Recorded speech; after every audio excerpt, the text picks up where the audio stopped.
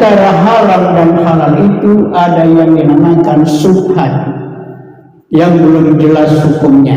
Yang ada anhu malaku milan. Ketika orang itu berdusta, inakni maja'abi, karena bau mulutnya orang dusta itu. Karena the best, cerdas, smart, hebat, kaya raya.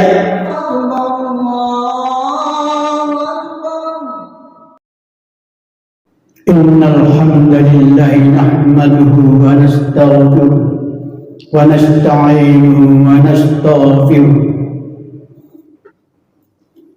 Asyhadu an la ilaha illallah wa asyhadu anna Muhammadan abduhu wa rasuluh sallallahu alaihi wasallam wa ala alihi wa ashabihi ajma'in, amma ba'du.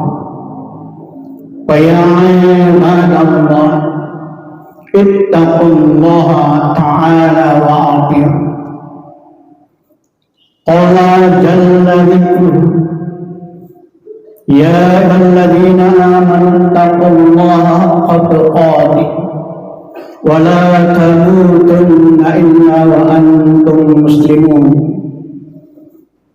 Ya ayyuhalladzina amanu ittaqullaha wa qulu qawlan sadida yuslih lakum a'malakum wa yaghfir lakum dhunubakum wa may yuti'illaha wa rasulahu faqad faza fawzan 'azima.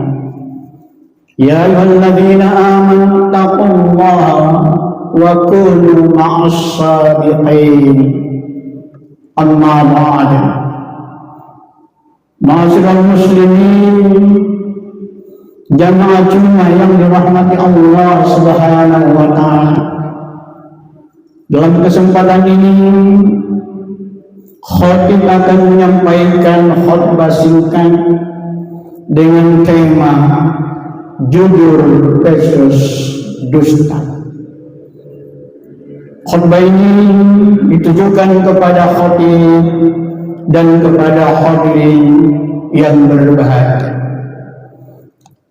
Allah berfirman di dalam Al-Quran surat At-Taubah ayat 119, Ya ayyuhalladzina amanu taqullaha wa kunu ma'as shadiqin. Wahai orang-orang yang beriman, bertakwalah kepada Allah dan jadilah kamu bersama orang-orang yang siddiq, orang-orang yang jujur. Dalam ayat ini, takwa bukan hanya sekedar melaksanakan perintah Allah dan menjauhi larangan Allah, tapi lebih dari itu, takwa adalah ada unsur-unsur wara, yaitu berhati-hati. Orang yang awara, dia nggak mau melaksanakan hal-hal yang belum jelas hukumnya, karena di dalam Al-Quran itu yang haram jelas dan yang halal juga jelas. Nah, di antara haram dan halal itu ada yang dinamakan syubhat yang belum jelas hukumnya. Kemudian yang dimaksud di sini orang-orang yang siddiq bukan hanya sekedar benar ucapan, kesesuaian antara qauliyah dan fi'liyah, perbuatan dan ucapan. Tapi menurut Al-Ghazali, pengertian siddiq di sini bisa lebih luas dan lebih dalam, termasuk mempercayai, meyakini seluruh ayat-ayat Allah yang diturunkan kepada Nabi Muhammad SAW. Maka ketika dia mendengar informasi dari Al-Quran maupun dari Al-Hadis, tiada alternatif lain kecuali dengan mengucapkan sami'na wa ata'na mastata'na, siap mendengarkan dan melaksanakan. Seperti yang telah dicontohkan Abu Bakar As-Siddiq ketika Nabiullah Muhammad sallallahu alaihi wasallam pulang dari Isra Mi'raj, apa yang disampaikan Rasulullah, Abu Bakar membenarkan. Maka Abu Bakar menyandang predikat As-Siddiq, orang yang benar. Lebih luas dan lebih dalam lagi pengertian As-Siddiq di sini menurut Al-Ghazali, yaitu pada niat dalam maqamat riyadhah la ma'buda illallah al-mujahada an-nafs. Riyadhah itu adalah sebuah latihan untuk menyucikan diri menuju taqarrub ila Allah. Kemudian la ma'buda illallah juga harus benar bahwa la ilaha illallah, tiada yang wajib disembah melainkan Allah Subhanahu wa taala. Kemudian al-mujahadah nafsi, bersungguh-sungguh agar tidak melaksanakan, agar tidak melanggar aturan-aturan Allah Subhanahu wa taala seperti yang telah dicontohkan oleh Nabi Yusuf alaihissalam ketika Sulaikha mengajak untuk maksiat, tapi Nabi Yusuf tetap bisa bertahan al-mujahadah an-nafsi untuk tidak melanggar aturan-aturan Allah Subhanahu wa taala.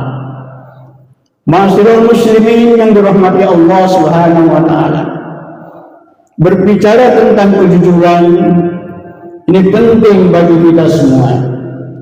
Dalam hadis Bukhari, Rasulullah sallallahu alaihi wasallam bersabda, "Alaikum bisidqi, fa inna sidqa yahdi ilal birri, wa innal birra yahdi ilal jannah." Menetapilah kalian kejujuran, artinya jujurlah, karena kejujuran itu membawa kepada kebajikan, dan kebajikan itu membawa masuk surga. Wa ma yazalur rajulu yasduqu wa yataharra sidqa hatta yuktaba 'inda Allahi siddiqan. Seseorang yang berusaha terus melakukan kejujuran dalam setiap kesempatan, maka orang itu akan dicatat namanya di hadapan Allah siddiqan. Orang itu masih di dunia, tapi namanya sudah di hadapan Allah dengan label siddiq, luar biasa.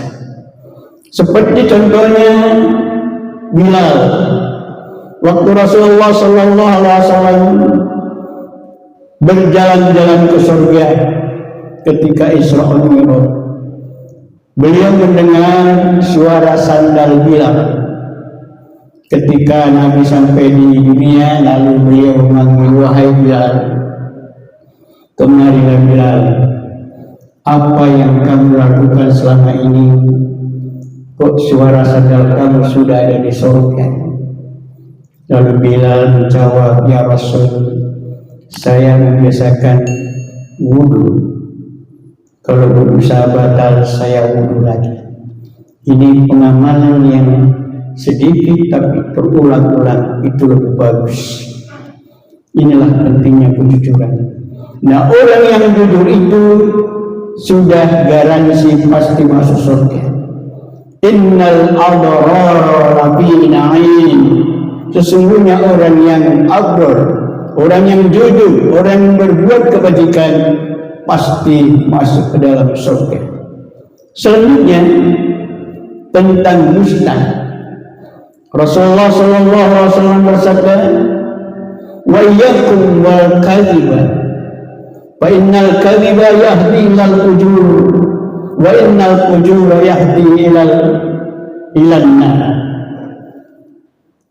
takutlah kamu berbuat dusta, karena dusta itu akan membawa kepada fujur, kehancuran, kerusakan. Wa innal fujura yahdi ilan nar, bahwa fujur itu akan membawa manusia masuk ke dalam neraka. Dan seseorang kalau selalu berusaha dusta dalam setiap kesempatan, maka namanya akan tertulis di hadapan Allah kadzaban, pendusta. Dia sudah di dunia. Nah, orang-orang yang kadzab ini dijamin masuk neraka. Wailul lil mukadzibin, neraka wail bagi orang-orang yang pendusta. Kabura maqtan 'indallahi an taqulu ma la taf'alun, sungguh besar dosanya orang-orang yang berkata tapi dia tidak melakukannya. Hadirin yang berbahagia, ada yang lebih dahsyat lagi. Idza kadzaba al-'abdu taba'adan anhu malaku milan. Ketika orang itu berdusta, maka malaikat menjauh darinya sepanjang 1 mil. 1 mil itu kurang lebih 90 km. Dari sini Indramayu kandang hawa. Mengapa dia menjauh? Minnakni ma'ja'abi, karena bau mulutnya orang dusta itu busuk, sehingga malaikat menjauh sepanjang 1 mil. Oleh karena itu pesan khotib, yuk mari kita semuanya berlaku jujur, karena jujur itu surga, tidak jujur itu neraka. Hari ini telah kita menyaksikan ikhwan-ikhwan kita, orangnya the best, cerdas, smart, hebat, kaya raya, tapi berakhir mengapa dia dihukum? Karena jawabannya satu, ketidakjujuran. Barakallahu fina wa fikum, wastaghfirullah innahu huwal ghafurur rahim.